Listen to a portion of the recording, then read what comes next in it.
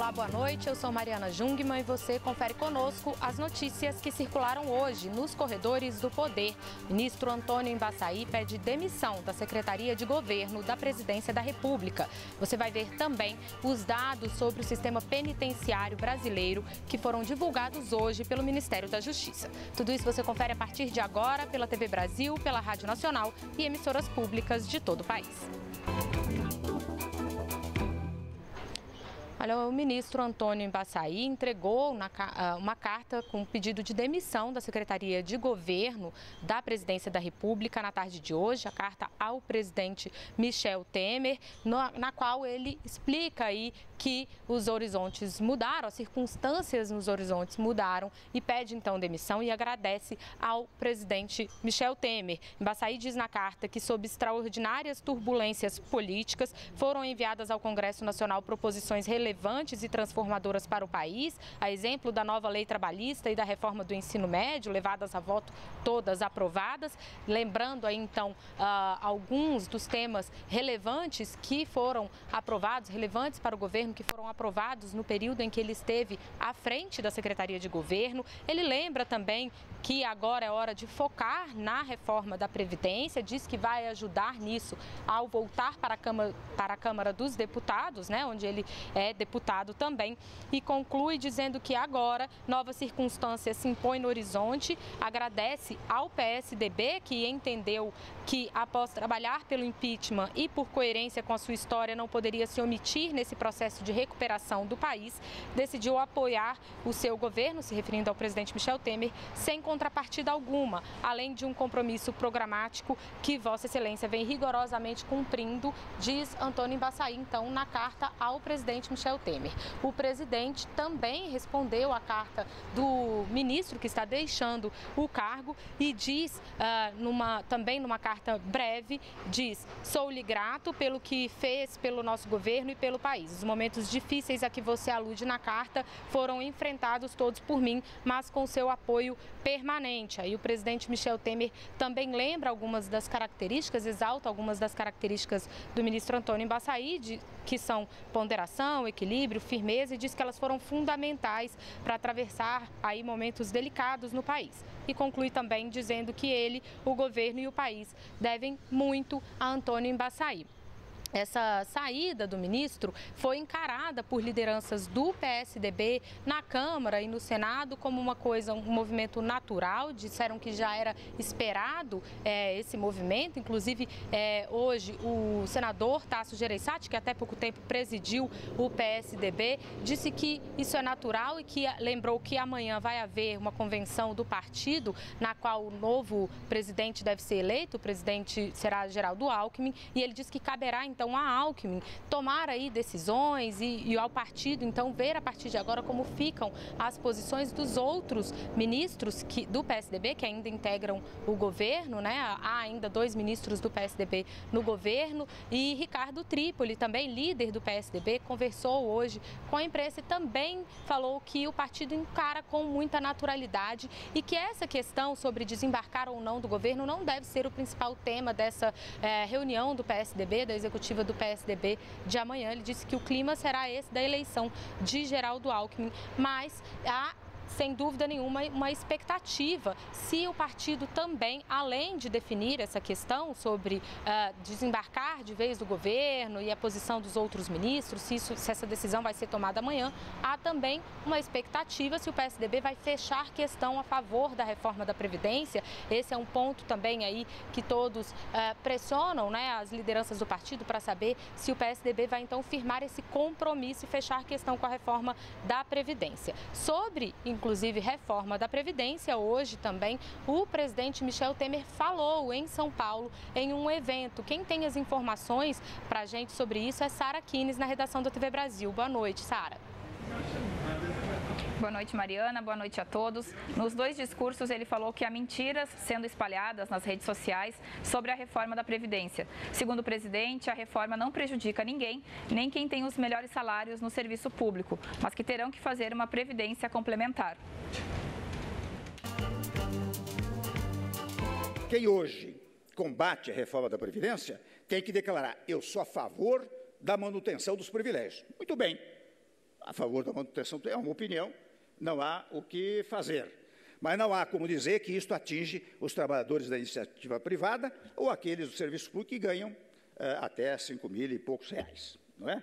Estas verdades, você me desculpe o alongado da fala, mas eu estou pregando muito isso pela indispensabilidade desta reforma. É uma espécie de fecho de todo o movimento reformista que nós fizemos ao longo do tempo. Isto é que fará o Brasil caminhar.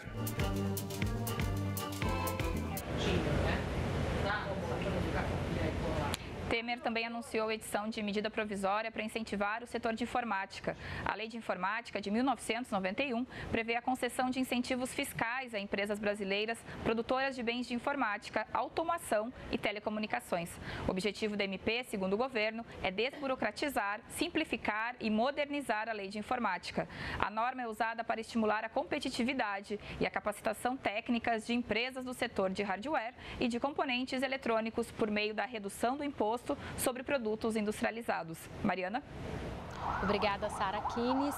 E olha, hoje o ministro da Secretaria-Geral da Presidência da República, ministro Moreira Franco, participou no Rio de Janeiro da entrega de uma rodovia no município de Volta Redonda, no sul ali do estado do Rio. Essa rodovia, segundo o próprio ministro discursou por lá, estava em construção há muitos anos e a conclusão dela foi propiciada pela liberação de verbas daquele programa Avançar, que foi lançado pelo governo federal justamente para a conclusão de obras que estavam inacabadas aí em todo o país.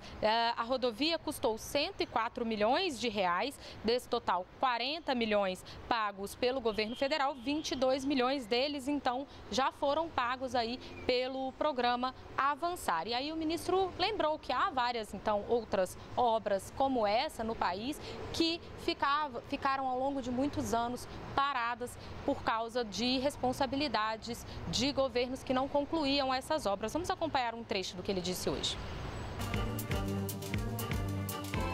São grandes obras, obras de tamanho médio, obras pequenas e intervenções pontuais, paralisadas exatamente pela incúria, pela irresponsabilidade, pela falta de dinheiro, mas, sobretudo, pela falta de planejamento. E vocês sabem dos prejuízos, não financeiros só, mas dos prejuízos no emprego, nas esperanças, na necessidade que obras paralisadas provocam. O ministro disse também que obras paradas quebram a autoestima da população e significam também desemprego. Olha, hoje a Receita Federal abriu consulta para o último lote de restituição do imposto de renda este ano. Quem tem essa boa notícia aí para muitos contribuintes brasileiros é Carolina Pimentel, na redação da Agência Brasil, né? Boa noite, Carol. Boa noite, Mariana. Bem, cerca de 1.900.000 contribuintes que declararam imposto de renda neste ano vão receber a restituição, estão aí nesse último lote. A Receita Federal abriu hoje a consulta, é o 7º e último lote de restituição do imposto de renda deste ano. Ao todo vão ser desembolsados mais de 2 bilhões de reais. A Receita também vai pagar agora aqueles contribuintes que fizeram a declaração entre 2008 e 2016, mas estavam na malha fina. Para saber se você está aí nesse último lote da restituição, a consulta pode ser feita pelo Receita Fone, no número 146, ou por meio de aplicativo para tablets e smartphones que você consegue acompanhar as restituições. O dinheiro da restituição vai ser depositado nas contas dos contribuintes no dia 15 de dezembro. Mariana.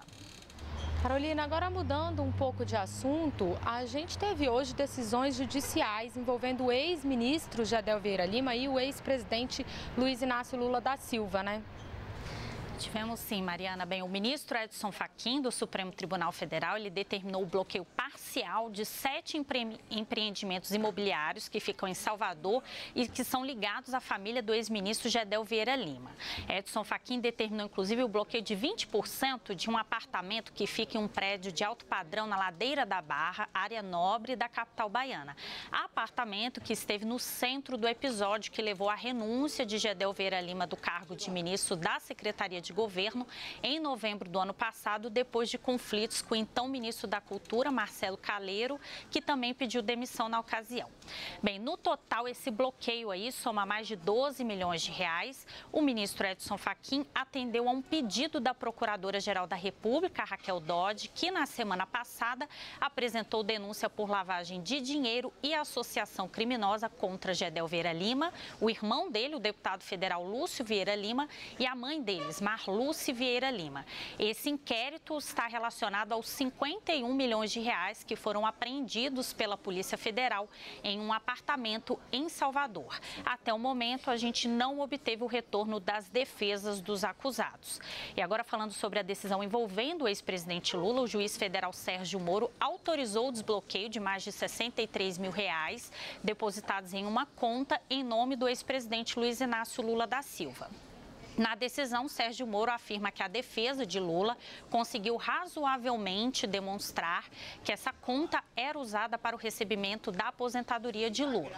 Na decisão, no entanto, Sérgio Moro negou o desbloqueio de valores que foram depositados em uma caderneta de poupança, uma conta corrente e um plano de previdência privada, que juntos somam cerca de 10 milhões de reais. A defesa de Lula argumenta que metade desses valores corresponde à herança deixada pela ex-primeira-dama Marisa Letícia, que morreu em fevereiro. Para o juiz Sérgio Moro, no entanto, o simples fato de se tratar de uma herança não justifica o desbloqueio automático dos bens. Sérgio Moro determinou o bloqueio dos bens do ex-presidente Lula naquela ação penal na qual Lula foi condenado a 9 anos e 6 meses de prisão por corrupção e lavagem de dinheiro no caso do Triplex, no Guarujá, em São Paulo. E o juiz Sérgio Moro participou hoje de eventos no Rio de Janeiro. Por isso, a gente vai agora ao Rio conversar com Maurício de Almeida, que acompanhou esses eventos aí com o juiz Sérgio Moro e vai contar pra gente o que ele falou aí no Rio de Janeiro. Boa noite, Maurício. Boa noite, Carol. O juiz Sérgio Moro participou de um debate sobre práticas para combater a corrupção realizado na sede da Petrobras, aqui no Rio de Janeiro, ao lado do juiz Marcelo Bretas. Essa foi a primeira vez que Sérgio Moro visitou a sede da Petrobras depois do início da Operação Lava Jato. E aconteceu a visita justamente um dia depois da Petrobras recuperar 654 milhões de reais através da Lava Jato. Sérgio Moro fez uma palestra para os diretores da Petrobras e outros funcionários que estavam no auditório. Ele disse que não deve haver o loteamento de cargos públicos, que esse loteamento que aconteceu no passado acabou prejudicando a Petrobras e incentivando a corrupção. Sérgio Moro disse ainda também que a Petrobras deve monitorar constantemente o patrimônio de seus diretores, para saber se esse patrimônio está crescendo além da renda que os diretores têm com os salários da Petrobras. E também os fornecedores da Petrobras devem ser monitorados constantemente. O presidente da Petrobras, Pedro Parente, disse que vai analisar as sugestões de Sérgio Moro, que algumas dessas sugestões já estão sendo colocadas em práticas. No fim do evento, Sérgio Moro conversou com jornalistas e criticou o foro privilegiado. O foro privilegiado, primeiro, ele é contrário ao princípio da igualdade. Todas as pessoas têm que ser tratadas de maneira igual perante a lei. Então, ele fere esse princípio da igualdade está na base da nossa democracia. Né? Por outro lado, na prática, os tribunais superiores são assoberbados de processos, são sobrecarregados de recursos. Por melhores que sejam os ministros encarregados desse processo, me refiro, por exemplo, ao ministro Edson Fachin, faz um trabalho excelente. Por melhores que sejam eles, os processos normalmente têm a tendência de correr lentamente. Então, seria oportuno aproveitar esse momento e reduzir significativamente o foro privilegiado ou até mesmo eliminá-lo. Inclusive para juízes, não tem nenhum problema quanto a isso. Sérgio Moro também citou o caso dos deputados aqui do Rio que estão presos e que chegaram a ser libertados pela Assembleia do Estado. Ele disse que isso mostra como é exagerado o foro privilegiado. Mariana? Obrigada, Maurício de Almeida. E olha, hoje o Ministério da Justiça divulgou um importante levantamento com informações do sistema penitenciário brasileiro e da população carcerária. As informações sobre isso com Jéssica Gonçalves nos estúdios da Rádio Nacional. Boa noite, Mariana. O Brasil tem a terceira maior população carcerária do mundo, atrás apenas dos Estados Unidos e da China. Segundo o levantamento do Ministério da Justiça, mais de 726 mil pessoas estavam presas no país em junho de 2016. 40% desse total são presos provisórios, ou seja, que não foram condenados pela Justiça. Os dados foram divulgados nesta sexta-feira. Em relação a 2015, a população presa cresceu 5%. Se compararmos com 2005, o número de presos no Brasil dobrou nesses 11 anos. Só nos últimos 2 anos, o sistema carcerário recebeu mais de 100 mil pessoas. Em contrapartida, o número de vagas no sistema vem caindo. Hoje, há aproximadamente 2 presos para cada vaga no sistema prisional.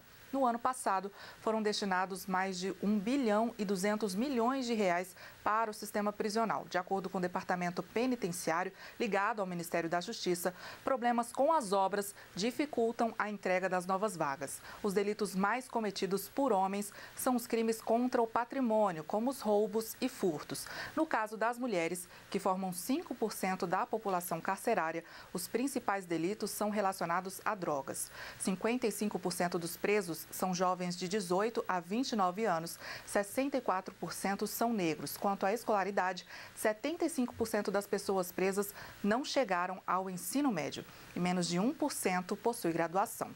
Eu volto com você, Mariana. Obrigada, Jéssica Gonçalves. No próximo bloco, a gente traz para você informações sobre a preparação para o Fórum Mundial da Água. É daqui a pouquinho, a gente já volta.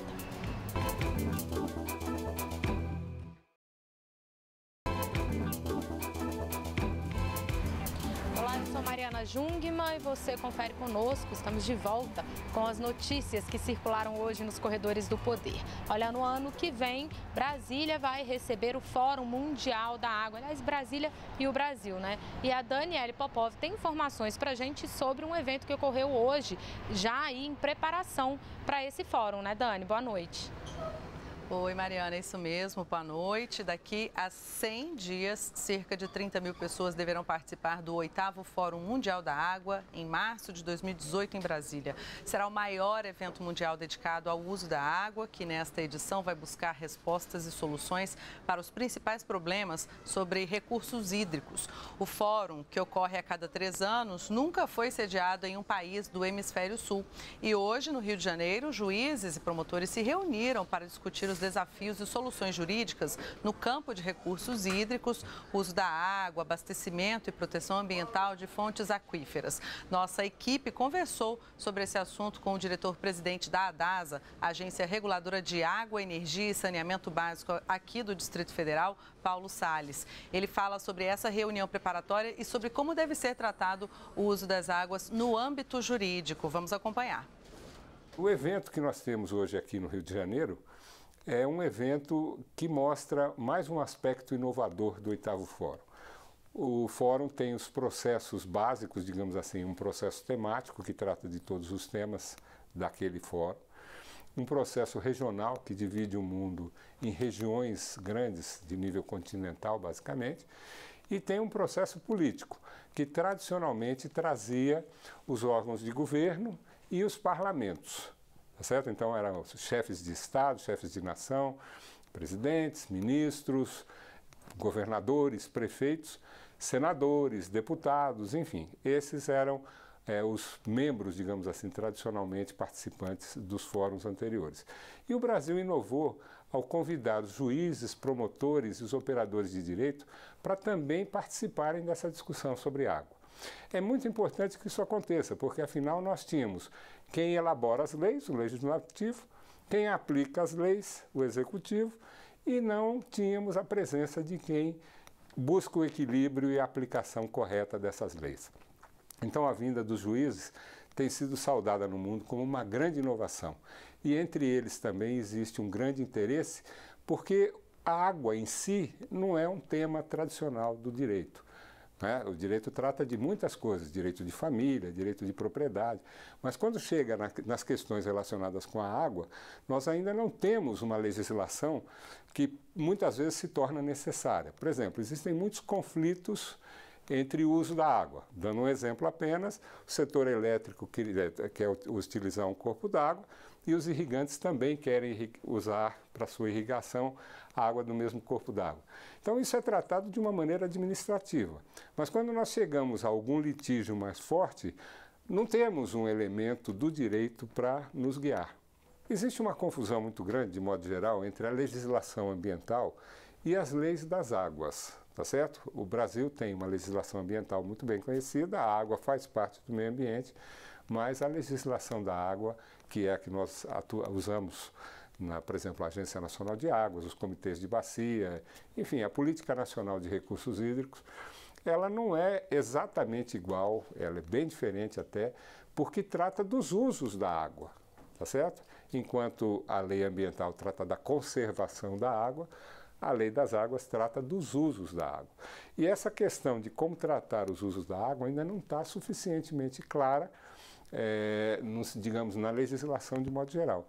Então é muito importante a participação dos juízes para que eles tenham um olhar sobre a lei das águas, sobre os usos das águas e façam algumas alterações, digamos assim, na legislação ambiental que permitam receber e lidar com problemas que são relacionados também ao uso da água. Então é uma questão muito complexa que se coloca e o Brasil está dando passos iniciais para que esse problema seja mais bem aprofundado, mais bem estudado e que possa reunir o que já existe no mundo sobre água transfronteiriça, sobre direitos de uso da água e essas coisas que a gente tem espalhadas em outras legislações. Então é muito importante o evento que a gente tem hoje no Rio de Janeiro, que marca um ponto inicial na história dos fóruns e na história da própria discussão mundial sobre água, na medida em que os juízes que presidem as Supremas Cortes estarão presentes e levarão para os seus países também essas ideias que deverão ser tratadas globalmente e localmente. Bom, o presidente da ADASA, Paulo Salles, explicou que a sugestão para que pela primeira vez o Judiciário participe do Fórum Mundial da Água foi do Brasil. E é bom lembrar, né, Mariana, que a TV Brasil vai acompanhar e vai fazer toda uma programação especial do Fórum Mundial da Água. Eu volto com você. Obrigada, Daniele Popov. Aliás, muito oportuno um fórum tratando sobre água no momento em que o Brasil vive tantos problemas de estiagem, Brasília mesmo, passando aí por racionamento de água. Aliás, quando chega o período chuvoso, que dá o alívio para essa estiagem, a gente costuma ter um outro problema, que é a proliferação do mosquito da dengue, né, que acaba acontecendo mais nesse período chuvoso. E aí o governo, então, promoveu um dia D aí de combate ao mosquito, já se preparando para essa época. E a Jéssica Gonçalves, lá na Rádio Nacional, tem mais informações sobre isso para a gente. Pois é, o governo federal promoveu hoje o dia D, Sexta Sem Mosquito, para alertar a população sobre a importância de combater o Aedes aegypti, principalmente antes da chegada do verão, período mais favorável à proliferação do mosquito. Representantes do governo participaram de ações em várias capitais do país. Foram feitas visitas domiciliares, mutirões de limpeza, distribuição de material educativo, entre outras atividades. Todas as sextas-feiras foram escolhidas pelo Ministério da Saúde como dia de fazer vistoria nas casas e nos locais de trabalho para eliminar os focos do mosquito transmissor de doenças como dengue, zika e chikungunya. O último levantamento de infestação apontou que 357 cidades estão em situação de risco para a ocorrência dessas doenças, porque nessas cidades, mais de 9% dos imóveis visitados tinham larvas do mosquito em recipientes com água parada. Até 18 de novembro deste ano, foram notificados mais de 241 mil casos prováveis de dengue em todo o país, uma redução de 84% em relação ao mesmo período do ano passado. Com relação ao número de mortes, também houve queda, passando de 695 em 2016 para 125 em 2017. Mariana. Obrigada, Jéssica Gonçalves. A gente vai agora para uma notícia internacional muito importante, porque hoje os países membros do Conselho de Segurança da ONU se reuniram, exceto os Estados Unidos, justamente para tratar sobre a decisão do governo americano, do presidente Donald Trump, de reconhecer Jerusalém como capital do Estado de Israel e transferir para lá a embaixada americana. Os países membros ali do Conselho de Segurança da ONU não gostaram, não apoiam essa decisão. decisão e entenderam nessa reunião de hoje que a questão de Jerusalém, que é considerada uma cidade sagrada tanto para muçulmanos quanto para cristãos e é reivindicada também pela Palestina como sua capital. Então, o entendimento do Conselho é de que a decisão sobre Jerusalém deve vir junto com um acordo de paz entre Israel e Palestina e então essa questão aí deve ser resolvida mais para frente. Mas hoje foi dia de muitos confrontos lá por causa dessa decisão americana. E aí quem tem as informações para a gente é Vanessa Leda. No aniversário de 30 anos da primeira rebelião palestina, manifestantes e policiais entraram em conflito em Jerusalém e cidades vizinhas. O exército israelense reforçou a presença em territórios ocupados. O movimento islâmico Hamas convocou novos protestos para hoje, após as preces da sexta-feira, dia sagrado para o islamismo. Durante as manifestações, dezenas de pessoas foram feridas e um manifestante palestino morreu em Gaza, de acordo com autoridades locais. No Irã, milhares de pessoas saíram às ruas contra o anúncio do presidente norte-americano. No Líbano, imagens do Santo Sepulcro de Jerusalém foram projetadas em prédios públicos. Em Berlim, na Alemanha, centenas de pessoas protestam em frente à Embaixada dos Estados Unidos. Durante visita à França, o secretário de Estado norte-americano Rex Tillerson disse que cabe a israelenses e palestinos a decisão sobre Jerusalém. Com isso, a gente encerra o Nos Corredores do Poder de hoje. Para você, uma ótima noite e agora sim, um excelente fim de semana.